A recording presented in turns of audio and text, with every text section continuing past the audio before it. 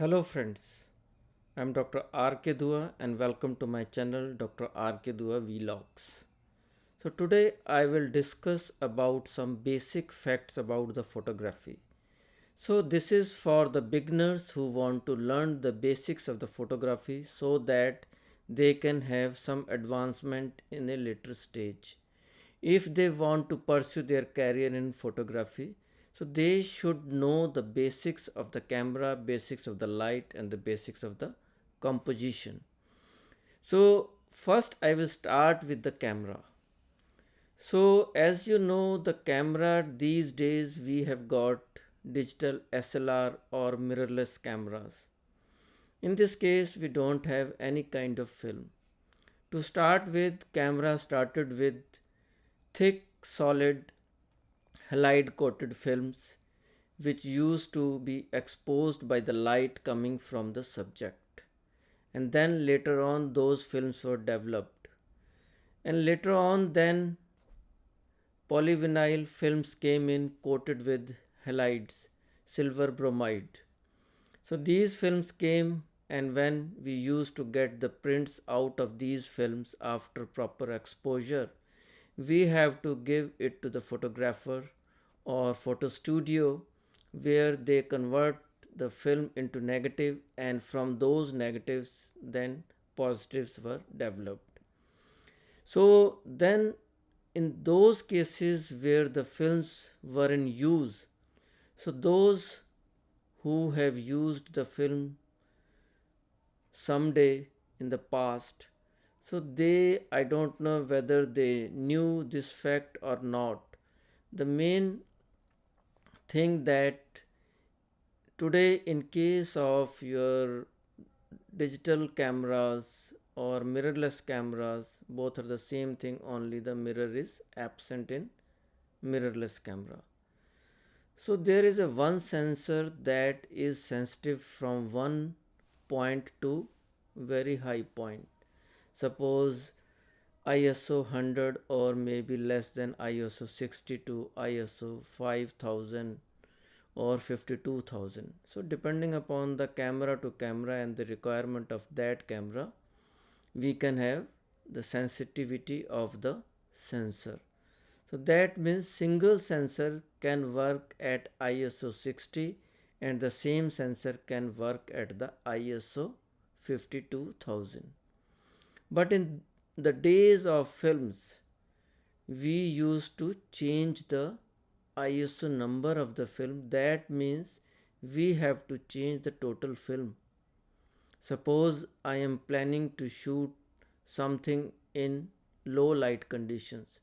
So I have to use the ISO 400 film, ISO 800 or more than that depending upon the requirement and the light conditions. So that means if I am planning to shoot in a various light condition with a short span of time, or in that case the main disadvantage was that I used to have 2, 3 or 4 bodies of the cameras with different ISO number film. But these days we can expose the same sensor in a different ISO settings. This is the one main advantage of your digital cameras. Number two, the main, you can say, the benefit of digital camera is that,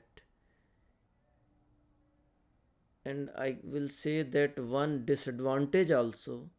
First is the benefit that we can instantly check the picture whether it is a properly exposed composition wise, some extra character is not there in the composition.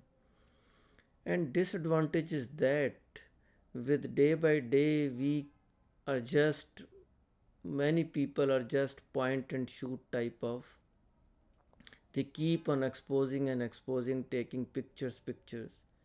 So in that way the control over the light, control over the composition is decreasing day by day.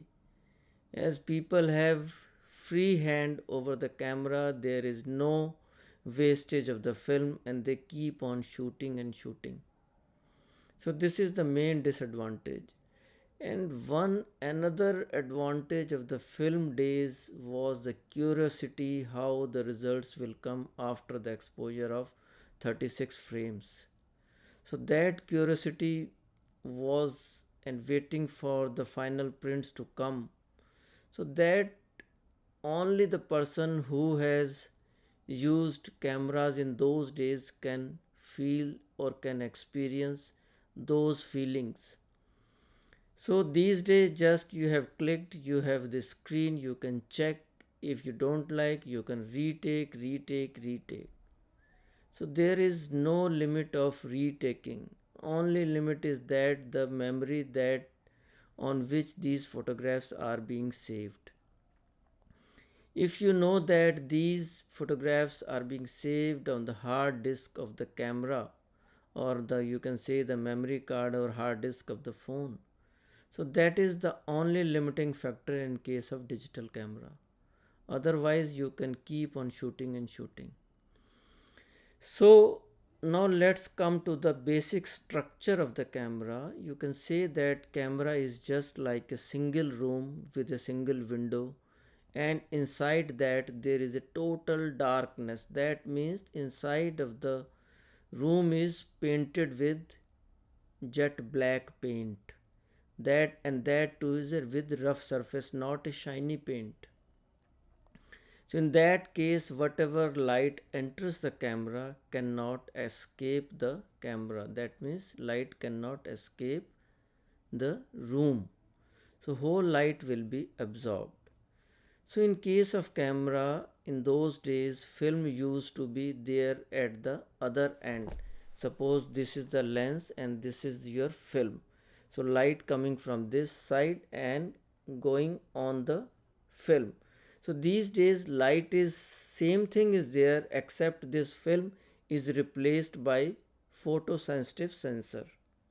So this sensor can act or work at ISO 100 to ISO 54, 55, 60,000. So this is the main advantage. So what exactly is, suppose this is the window and this is the your camera body. So window is just like the aperture of the camera. So that sensor or the film is sensitive to light. So the amount of light we can control by increasing the size or decreasing the size of the aperture, that is the window of the room, or you can say the aperture of the camera box. One thing. Second is that if we keep the window of same size, that means we fix the aperture to a one particular size. So how we can increase the amount of light? We can remain the window open for a longer duration. So that means more light will be falling on the photosensitive sensor. So in that case we can control the amount of light getting on the photosensitive sensor, either by increasing the size of the window or remaining the size of the window. We can also increase the light by increasing the duration through which the window remain open. So that duration is known as shutter speed. Shutter speed means the time during which the window remains open. So these are the two factors by which we can control the amount of light going into the camera. Thereby controlling the light going into the camera, we can properly expose the picture, underexpose the sensor, or overexpose the sensor. So it is very essential for us to know the exact sensitivity of the sensor, number one, size of the window, and the duration for which the window will remain open. So by learning these three facts, we can control the light and we can also control the exposure of the sensor. So we can avoid overexposure or underexposure. This is one thing. Next most important thing in photography is your composition. What you include your frame and what you exclude in your frame. So regarding composition, we can discuss later on. So right now we are discussing the basic structure of the camera. So I have discussed the aperture, I have discussed the sensor, I have discussed the shutter speed. So these are the three things on which whole camera works. So that depends upon the camera to camera up to what extent the high shutter speed can go and low shutter speed. Similarly, the aperture in case of fixed lens camera, aperture range is fixed depending upon the light intensity or the zoom if it is present.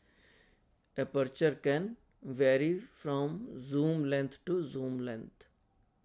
But in case of interchangeable lens, that is your mirrorless camera or you can say DSLR camera, where you can change the lens. So in that case you have a full control over the focal length, you have full control over the aperture of the lens that you want to use. So for various purpose we can use different types of aperture of the lens, or you can say we can also have different types of or different focal length lenses are there. Depending upon our requirement, we can use the lens of the different focal lengths. So for you can say if I want to take a picture that is very close, we can say that macro photography, so I should have large aperture along with shooting capability of the lens to be very close to the main subject. If I want to shoot some distant object, I require longer focal length.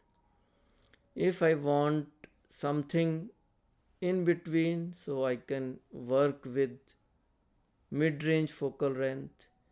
If that focal length is not sufficient, I can move my camera towards the subject or I can move away from the subject. In this way, I can manage. So, photography is just an art, and that artist should know how to control the light going into the camera. Thank you very much, and wait for my next video in which I will describe many other things including the composition of the photograph. Thank you very much.